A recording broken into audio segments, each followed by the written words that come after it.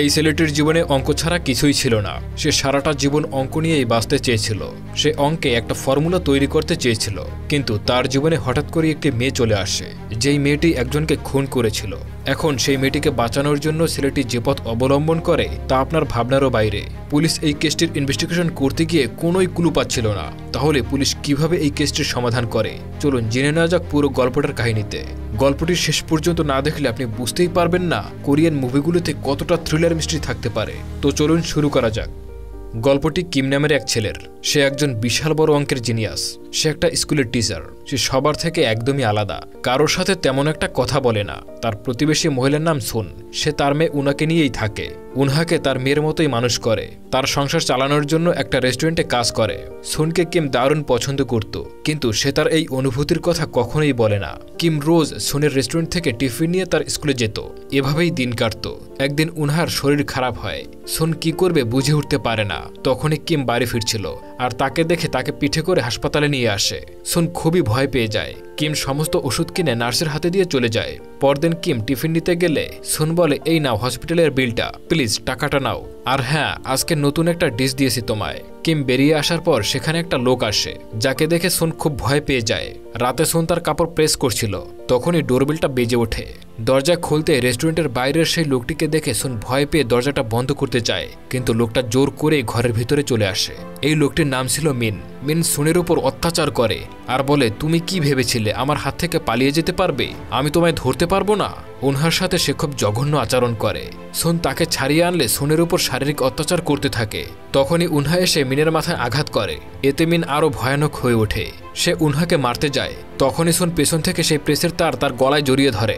মিন তার ছাড়ানোর চেষ্টা করলে উনহা হাতে কামড় দেয়, ফলে সে সেটি ছেড়ে দেয়, আর সে মিনের গলা চেপে ধরে তাকে মেরে ফেলে। তারা প্রচুর ঘাবড়ে যায়।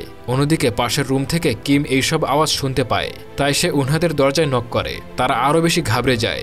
সুন মৃতদেহটাকে ঢেকে দিয়ে উনহাকে তার রুমে পাঠিয়ে দেয়, আর বলে যা কিছু হয়ে যাক বাইরে আসবে না। সুন দরজা খুলে দেখতে পায় কিমকে। কিম বলে, তুমি কি ঠিক আছো? আমি কিছুর আওয়াজ শুনলাম। সুন বলে, হ্যাঁ আমি একদম ঠিক আছি। একটা আরশোলা দেখেছিলাম, তাই তুমি সেই শব্দ শুনেছ। কিম বলে, তুমি কি মেরে ফেলেছো আরশোলাটাকে? সুন ঘাবড়ে গিয়ে বলে, হ্যাঁ মেরে ফেলেছি। সে দরজা বন্ধ করে দেয়। ভেতরে এসে সে পুলিশকে কল করে আত্মসমর্পণ করতে চায়। এটা শুনেই উনহা বলে, তাহলে তো আমাকেও আত্মসমর্পণ করতে হবে, আমিও তো তাকে প্রথমে আঘাত করেছি। সুন বলে, এমন কথা আর বলবে না। তখনই আবারও ডোরবেলটা বাজে। কিম বলে, আমি তোমাদেরকে সাহায্য করতে পারি, আমার কথাটা শোনার পর না হয় তুমি পুলিশকে কল করো। সুন তাকে ভেতরে আসতে দেয়। কিম বলে, এই লোকটা কে? সুন বলে, সে আমার প্রাক্তন স্বামী। কিম বলে, তুমি কি আত্মসমর্পণ করবে? সুন বলে, হ্যাঁ। তখন উনহা প্রচুর কান্না করতে থাকে। সে বলে, তুমি চলে গেলে আমি একা হয়ে যাব, কিভাবে থাকবো? কিম বলে, তোমরা দুজনে মিলে তাকে মেরেছ? সুন বলে, না আমি একাই মেরেছি। কিম বলে, যদি তুমি তার পেঁচিয়ে ধরো তার গলায়, তাহলে তুমি তার হাতে কামড় দিতে পারবে না। এটা শুনে সুন বলে, পুলিশ কি সব বুঝে যাবে? কিম বলে, হ্যাঁ, এরা আমার চেয়েও ভালো বুঝবে। এটা শুনে তারা আরো বেশি ঘাবড়ে যায়। কিম বলে, তোমাদের কি দেখা করার কথা ছিল আজ? সুন বলে, না। সুনকে সে জিজ্ঞাসা করে, তুমি কি ফোনে তার সাথে কথা বলো? সুন বলে, তার নম্বরই আমার কাছে নেই। কিম তাকে শেষ প্রশ্ন করে। সে বলে, তোমরা মুভি দেখতে ভালোবাসো? এর পরের দৃশ্য দেখানো হয়, একটা নদীর ধারে পুলিশ মৃতদেহ খুঁজে পায়। মৃতদেহটার মুখটা নষ্ট করে দেওয়া হয়েছে, তার আঙুলগুলো পুড়িয়ে দেওয়া হয়েছে, যাতে পুলিশ মৃতদেহকে শনাক্ত করতে না পারে। এখানে দুজন পুলিশ অফিসারকে দেখানো হয়, যাদের নাম অফিসার জো আর তার কলিগ জুন। সেখানে তার একটা হোটেলের রুমের চাবিও পায়। সেই হোটেলে গিয়ে অফিসার জুন তার ওয়ালেটটা খুঁজে পায়। পরদিন পুলিশ মিটিংয়ে জানায়, মৃত ব্যক্তির নাম মিন। তার মৃত্যুর কারণ হলো আয়রনের তার গলায় পেঁচিয়ে দম বন্ধ করে তার মৃত্যু হয়েছে। আর 9 তারিখ বিকাল 4টা থেকে রাত 11টার মধ্যে তার মৃত্যু হয়। এরপর অফিসাররা সুনের বাড়িতে আসে ইনভেস্টিগেট করতে। তাকে সে জিজ্ঞাসা করে, তুমি গত কয়েক মাস ধরে মিনের সাথে কন্ট্যাক্ট করো তাই না? সুন বলে, তাকে ছেড়ে আসার পর আমি তার সাথে কোনো কথাই বলিনি। এরপর জো জিজ্ঞাসা করে, তুমি 9 তারিখ কোথায় ছিলে? সুন বলে, মুভি দেখতে গিয়েছিলাম। পুলিশ চলে যায়। রাতে কিম পাবলিক টেলিফোন থেকে সুনকে কল করে। সুন বলে, পুলিশ এসেছিল, আমি তাই করেছি যা তুমি বলেছিলে। কিম বলে, তারা আবারও আসবে, উনহাকে প্রশ্ন করতে আসবে। সুন ঘাবড়ে যায়। সে বলে, তুমি কি করেছিলে মৃতদেহটাকে? পুলিশ এত তাড়াতাড়ি কেন খুঁজে পেল? কিম বলে, ওসব চিন্তা করো না, আমি যা বলছি শুধু তাই করে যাও। তারা হয়তো তোমার উপর নজর রাখছে। তুমি মুভির টিকিটগুলোর কথা পুলিশকে বলেছিলে? সুন বলে, না, তুমি বলেছিলে সেগুলো না দেখাতে, তাই সেগুলো আমি আমার পার্সে রেখেছি। কিম বলে, না না, মুভির টিকিটগুলো কেউ রেখে দেয় না, তুমি সেগুলোকে বের করে ডাস্টবিনে রেখে দাও। সুন বলে, ঠিক আছে। সুন খুব ঘাবড়ে আছে। কিম বলে আমাকে বিশ্বাস করতে হবে তোমায়, আমি তোমায় কালকে এই সময় কল করব। পুলিশ মিনের রিলেটিভদের সাথে দেখা করে। সেই মহিলা বলে ভালোই হয়েছে সে মারা গেছে, এখন অন্তত সুন একটু শান্তিতে ঘুমাতে পারবে। পুলিশ আবার সুনের বাড়িতে আসে আর তার কাছে মুভির টিকিটগুলো চায়। প্রথমে সুন তার পার্স চেক করে বলে টিকিটগুলো তো আমার কাছে নেই। এরপর সে আবার ডাস্টবিন চেক করে বলে আমার কাছে এই পোস্টারটি রয়েছে। পুলিশ এই পোস্টারের মধ্যে টিকিটগুলো খুঁজে পায় আর সুন অবাক হয়ে যাওয়ার মতো নাটক করে। বাইরে এসে অফিসার জুন বলে মহিলাটি একদম নির্দোষ, সে তো সিনেমা দেখতে গিয়েছিল। জো বলে এটা একটু বেশি পারফেক্ট না, মুভি টিকিট তাকে নির্দোষ প্রমাণ করবে আর তার কাছে মুভির টিকিটটাও আছে। জো শুরু থেকেই সুনকে সন্দেহ করে। রাতে পুলিশ সুনের উপর নজর রাখতে থাকে। তখনই কিম বিল্ডিংয়ে আসে আর তারপর সুনকে বলে পুলিশ তোমার উপর নজর রাখছে। সুন ঘাবড়ে যায়, সে তার রুমে চলে যায় আর তারপর কিম তার রুমে চলে আসে। এটা দেখে জো বলে লোকটা আগে বিল্ডিংয়ে কেন গেল না। তার সন্দেহ হয়। তারা আবারও সুনের বাড়িতে আসে আর উনহাকে প্রশ্ন করে। উনহাকে প্রশ্ন করার পর তারা বাইরে এসে কিমের দরজায় নক করে আর দরজা খুলতেই জো চমকে যায়, কারণ কিম আর এই অফিসার জো একে অপরকে চেনে। আসলে তারা দুজন স্কুলের ফ্রেন্ড ছিল। এরপরে তারা বাইরে যায়, তারা একটা রেস্টুরেন্টে বসে। সেখানে তারা অনেক কথা বলে। জো কিমকে এই কেস সম্পর্কে জানায় আর এইসব কিছু দেখে সুন প্রচুর টেনশন করতে থাকে। ফিরে আসার সাথে সাথেই সুন কিমকে জিজ্ঞাসা করে তুমি পুলিশদের সাথে কি করেছিলে, তুমি কি পুলিশের সাথে রয়েছো? কিম বলে শান্ত হয়ে যাও, পুলিশ তোমার উপর নজর রাখছে। এরপর কিম সুনকে কিছু টাকা দিয়ে বলে তুমি এমন ভান করো যাতে পুলিশ মনে করে তুমি আমার কাছ থেকে কিছু নিচ্ছ। এই বলে কিম তার রুমে চলে যায়। বাইরে গাড়ি থেকে তারা নজর রাখছিল। অফিসার জোকে বলে তোমার বন্ধুর কাছ থেকে কিছু জানতে পারলে? জো বলে আমার বন্ধু, পৃথিবীতে তার কাছে যদি কোনো জিনিস ইন্টারেস্ট থেকে থাকে তাহলে একমাত্র অঙ্ক। অঙ্ক ছাড়া পৃথিবীর আর কোনো কিছুই তাকে আকৃষ্ট করতে পারে না, এমনকি তার পাশের ঘরের মহিলাটিও না। তখনই ফ্ল্যাশব্যাকে দেখানো হয় কিম আর জো একই স্কুলে পড়তো। একদিন জো তার কাছে এসে বলে তোমার এত জিনিয়াস ব্রেন নিয়ে তুমি কি করতে চাও? কিম বলে আমি একটা ফর্মুলা প্রুফ করতে চাই যাতে অঙ্ক সলভ করাটা যুক্তিপূর্ণ হয়, যে কোনো জিনিসকে শুধুমাত্র ঠিক অথবা ভুল না বলা হয়। জো পাশের কিছু ফুল কিমকে খেতে বলে আর বলে এই ফুলের অর্থ হলো ভালোবাসা, এটা প্রমাণ করতে পারবে? কিম ফুলটা চিবিয়ে দৌড় দেয়, কারণ এটা একদম তেতো ছিল। বলে ভালোবাসা সবসময় এমন তেতোই হয়, কষ্টের হয়। ঘটনা বর্তমানে চলে আসে। কিম ফোন বুথ থেকে সুনকে কল করে, বলে আজকে তোমার অমন করা একদমই উচিত হয়নি, পুলিশ আমাদেরকে ধরতেই পারত। অফিসার জো আমার স্কুল ফ্রেন্ড। সুন বলে আমি এখন থেকে তোমায় পুরোপুরি বিশ্বাস করব। সুন এটাও বলে আজ পুলিশ উনহার স্কুলে গিয়েছিল। উনহাকে পুলিশ জিজ্ঞাসা করেছিল উনহা কবে সিনেমা দেখতে গিয়েছিল। উনহা বলেছে সে নাকি 9 তারিখেই গিয়েছে। কিম বলে খুব ভালো, এমনভাবে পুলিশের সমস্ত প্রশ্নের উত্তর দেবে। অফিসার সেই সিনেমা হলের সিসিটিভি ফুটেজ চেক করে, কিন্তু দেখতে পায় সুন আর উনহা দুজনেই মুভি দেখতে গিয়েছিল আর তারা সম্পূর্ণ মুভিটা দেখেই বেরিয়ে এসেছে। কি অবাক হচ্ছেন? তাহলে দেখতে থাকুন সম্পূর্ণ ভিডিওটি। যাই হোক, জুন বলে তারা নির্দোষ, কিন্তু জো এখনও তাদেরকে বিশ্বাস করতে পারে না। এজন্য সে সুনের ওপর লাই ডিটেকশনের ব্যবস্থা করে। এতে সুন ঘাবড়ে যায়। সে কিমকে বলে কাল আমার লাই ডিটেক্টর ব্যবস্থা করা হবে আর আমি ধরা পড়ে যাব আর উনহাও আমার জন্য ফেসে যাবে। আমার সেই দিনই আত্মসমর্পণ করা উচিত ছিল। কিম বলে তুমি একদম চিন্তা করো না, তুমি সব সত্যি বলবে, কালকে তোমার সমস্ত ঝামেলা শেষ হয়ে যাবে। পরদিন লাই ডিটেক্টরের এক্সপার্ট জিজ্ঞাসা করে 9 তারিখে তুমি মিনের সাথে দেখা করনি, মুভি দেখতে গিয়েছিলে? সুন বলে হ্যাঁ, আর মেশিনে এই কথাটিকে সত্য দেখায়। তারপর এক্সপার্ট জিজ্ঞাসা করে তোমরা কি মুভিটা সম্পূর্ণ দেখেছিলে? সুন উত্তর দেয় হ্যাঁ। মেশিনে এবারও এটাকে ঠিক উত্তর দেখায়। এইভাবে সুনের সমস্ত উত্তর ঠিক হয়। তাহলে আর শেষ প্রশ্নটা করার কোনো দরকার নেই, তুমি যেতে পারো। বাইরে থেকে জো ছুটে এসে এক্সপার্টকে বলে তুমি সবথেকে ইম্পর্টেন্ট প্রশ্নটাই তো করলে না। জো তাকে তড়িঘড়ি করে প্রশ্ন করে তুমি কি মিনকে হত্যা করেছো? সুন ঘাবড়ে গিয়ে বলে না, আমি মিনকে খুন করিনি। মেশিনে এটাকে মিথ্যা দেখায়। এক্সপার্ট তাকে প্রশ্ন করে তুমি কি পাগল হয়ে গেছো নাকি? এই কাজটা আমার, তুমি যেভাবে প্রশ্ন করেছো তাতে যে কেউ ঘাবড়ে যাবে আর মেশিনে ভুল রেজাল্ট দেখাবে। মেশিনের রেজাল্ট ঠিক হলেও জোয়ের এমন আচরণের জন্য সুনকে একদম মুক্ত করে দেওয়া হয়। জো অবাক হয়ে যায় আর ভাবতে থাকে সুন লাই ডিটেক্টর টেস্টে কিভাবে পাশ করলো। এই ঝামেলা থেকে রেহাই পাওয়ার পর খুশিতে সুন স্পেশাল ডিনার বানায়। উনহা বলে আজকে কিম আঙ্কেলকে ইনভাইট করলে ভালো হতো।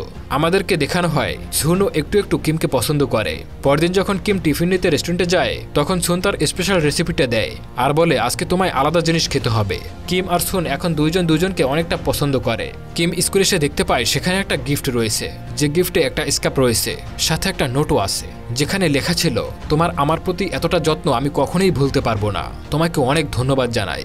অন্যদিকে সুনের রেস্টুরেন্টে একটা লোক আসে তার সাথে দেখা করার জন্য। তার নাম হলো মিস্টার হং। হং বলে, আমি এতদিন বাইরে ছিলাম, আমি তোমার সমস্যার কথা শুনেই ছুটে এসেছি তোমার কাছে। পুলিশ তোমাকে অনেক হ্যারেস করেছে তাই না? সে বলে, হ্যাঁ, তবে এখন মোটামুটি ঠিক আছে। হং সুনকে তার গাড়িতে করে ড্রপ করে দেয়। এই সব কিছু পাশে দাঁড়িয়ে কিম দেখতেছিল। দূর থেকে অফিসার জো এই লোকটিকে দেখে ভাবে, এই নতুন লোকটিকে। তারপর কিম ফোন বুথ থেকে সুনকে কল করে এবং জানতে চায় আজকে তোমার সাথে কে ছিল। সুন বলতে থাকে, আমি যখন স্বামীকে ছেড়ে চলে এসেছিলাম সে আমাকে অনেক টাকা দিয়ে হেল্প করেছিল। আমি তাকে রেস্টুরেন্টে বাই বলার চেষ্টা করেছিলাম, কিন্তু সে বারবার বাড়ি আসতে চেয়েছিল, তাই আমি তাকে নিয়ে এসেছি। কিম বলে, এত কৈফিয়ত দিতে হবে না আমাকে, কাল আমি তোমাকে আবার কল করব। অন্যদিকে অফিসার জো কিমের বাড়ির বাইরে দাঁড়িয়েছিল। কিম বৃষ্টিতে ভিজেই বাড়ি ফিরছিল। জো আর কিম স্কুল জীবনের স্মৃতি নিয়েই কথা বলতে থাকে। জো এই রাতটা কিমের বাড়িতেই কাটায়। সকালে উঠে যাওয়ার সময় জো কিমের বইতে সুনের দেওয়া সেই নোটটি দেখতে পায়। এটা দেখে জো অনেক বেশি অবাক হয়ে যায়। কিমও এটা দেখতে পায়। তারা রাস্তা দিয়ে আসার সময় টানেলের মধ্যে একটা হোমলেস মানুষ তাদের দিক তাকিয়ে হাসতেছিল। তারপর তারা কিমের রেস্টুরেন্টে যায় টিফিন নেওয়ার জন্য। তখনই জোয়ের কল আসে আর কিছু লেখার জন্য সুনের কাছে কাগজ চায়। সুন কাগজ দিতেই সে অবাক হয়ে যায়। সে দেখে এমনই নোট সে কিমের কাছেও দেখেছে। সে সুনের হ্যান্ডরাইটিং চেক করার জন্য বলে, পেনটা কাজ করছে না। এই বলে সে সুনের কাছ থেকে লিখিয়ে নেয় আর ভাবতে থাকে এই মহিলা কিমকে কেন নোটটা দিয়েছিল। রাতে মিস্টার হং আর সুন একটা রেস্টুরেন্টে আসে ডিনার করার জন্য। সুন বলে, আজকের পর থেকে আমি তোমার সাথে আর দেখা করব না, তাই তোমায় ডেকেছি। মিস্টার হং বলে, আমি তোমায় বলছি না যে এখনই তুমি আমার সাথে কোনো সম্পর্কে জড়াও। আমি তোমার সাহায্য করতে চাই। আমি চাই না তুমি আবারও আমার থেকে দূরে চলে যাও। আর তাদের উপর অফিসার জুন আর কিম ভিন্ন ভিন্ন জায়গা থেকে নজর রাখছিল। কিম তাদের কিছু ছবি তুলে নেয়। তাদেরকে একসাথে দেখে কিম প্রচুর রেগে যায়। রেগে কিমের দেওয়া স্কার্টটা পুড়িয়ে ফেলে আর বলে, আমি তোমার জন্য এত কিছু করেছি, কিভাবে তুমি এত তাড়াতাড়ি সব ভুলে গেলে? এবার দেখবে আমি তোমার জন্য কি কি করতে পারি। রাতে বাড়ি ফেরার পথে সুনকে দেখে বলে, কোথায় ছিলে তুমি এত রাত পর্যন্ত? আর তোমার মুখে আজকে মেকআপের পরিমাণটাও বেশি মনে হচ্ছে। সুন কিমের এমন আচরণ দেখে কিছুটা অবাক হয়ে যায়। জো আবারও ক্রাইম সিনে আসে আর জুনকে বলে, হতে পারে মহিলাটি মিনকে মেরে এখানে ফেলে রেখে গেছে। তারপর তারা মুভি দেখতে চলে গিয়েছে। জুন বলে, মহিলাটির নিজের কোনো গাড়িও নেই, কি করে একটা মৃতদেহকে এখানে বয়ে নিয়ে আসতে পারবে? জো বলে, হয়তো সে কারো সাহায্য নিয়েছে। তারা দুজন মিস্টার হং এর সাথে দেখা করে আর বলে, তুমি কি সুনের কথায় মিনকে হত্যা করেছ? হং বলে, আপনারা কেন ওই মহিলাটিকে এত বিরক্ত করছেন? সে মিনকে খুন করা তো দূরের কথা, কোনো হিটম্যানকেও সে হায়ার করতে পারে না। হং এর কাছ থেকে তারা তেমন কোনো উত্তর পায় না। পরদিন জো কিমকে প্রশ্ন করে, তুমি কি সুনকে সাহায্য করেছ? আসলে জোয়ের সন্দেহ আস্তে আস্তে কিমের উপর আসছে। কিম তাকে কোনো প্রশ্নের উত্তর দেয় না। কিম আবারও মৃত ব্যক্তির জামা কাপড় দেখতে পায় মিনের সাইজের থেকে এই প্যান্ট জামাগুলো অনেকটা বড়। জুন বলে, আমার মনে হয় কিলার হয়তো কোনো সাইকো, তাই তো এত বড় নদী থাকতেও সে ডেড বডিটা নদীর ধারেই ফেলে গেছে। জো বলে, এমনটা হতে পারে যে কিলার নিজেই চাইছে পুলিশ ডেড বডিটা খুঁজে পাক, যেন আমরা এই কেসটা নিয়ে ইনভেস্টিগেট করি।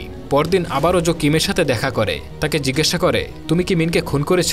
কিম কিছুটা চুপ হয়ে যায় আর বলে, জো, যদি তুমি এই কেসটাকে সলভ করেও নাও তবুও কারোর ভালো হবে না, তুমি কোনো কিছুই চেঞ্জ করতে পারবে না।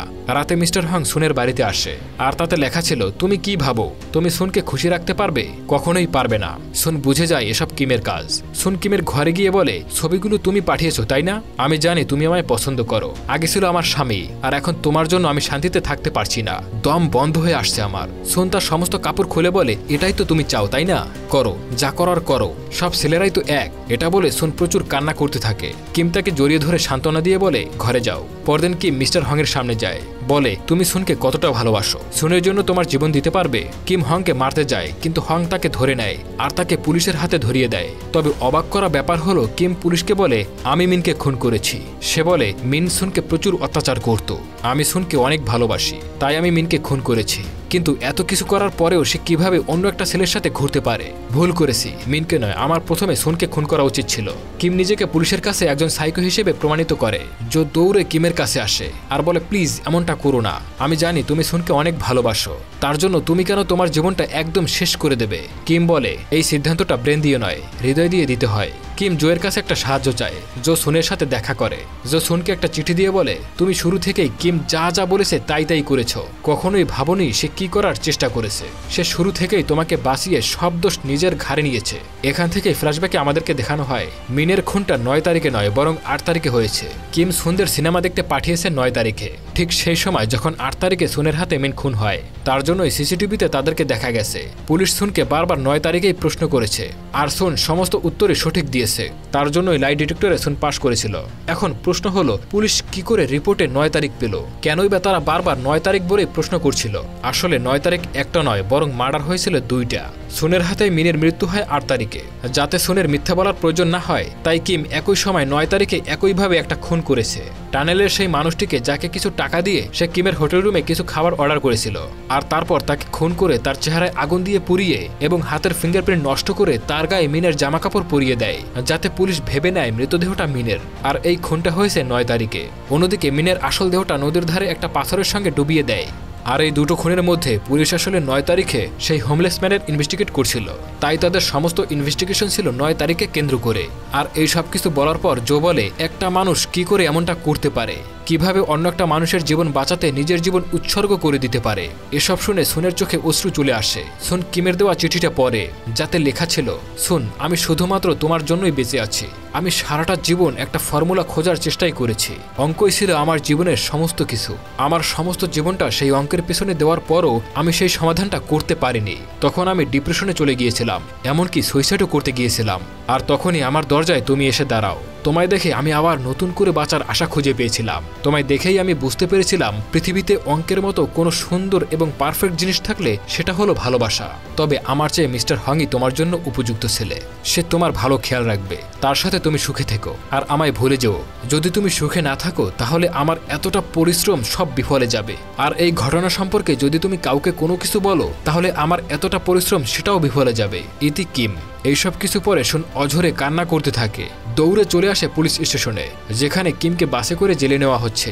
সুন বাসের জানালার পাশে এসে কিমকে ডাকতে থাকে, পাগলের মতো কান্না করতে থাকে আর বলে, কেন করলে আমার জন্য এরকমের? আমার তোমাকে ওইসব বলা একদমই উচিত হয়নি। তুমি আমাকে ক্ষমা করে দাও, তুমি ছাড়া আমি একদম অসহায়। কিম বাসে মাথা নিচু করে প্রচুর কান্না করতে থাকে, কারণ সেও তার জীবনের একমাত্র বেঁচে থাকার অবলম্বন হারিয়েছে। আর তারা এখন দুজন দুজনের জন্য কান্না করছে। আর মুভিটা এখানেই শেষ হয়ে যায়। তো বন্ধুরা, আজকের গল্পটা একটু অন্যরকমের। আজকের এই ক্রাইম থ্রিলার গল্পটা আপনাদের কেমন লেগেছে অবশ্যই কমেন্ট করবেন। আর আপনারা কোন ধরনের ভিডিও চান অবশ্যই কমেন্ট করে জানাতে পারেন, আমি সেই ধরনের ভিডিও দেওয়ার চেষ্টা করব। যারা যারা আমার চ্যানেলটি সাবস্ক্রাইব করেছেন তাদেরকে অসংখ্য ধন্যবাদ। আর আপনি যদি আমার চ্যানেলটি এখনও সাবস্ক্রাইব করে না থাকেন তাহলে এখনই সাবস্ক্রাইব করুন। ধন্যবাদ।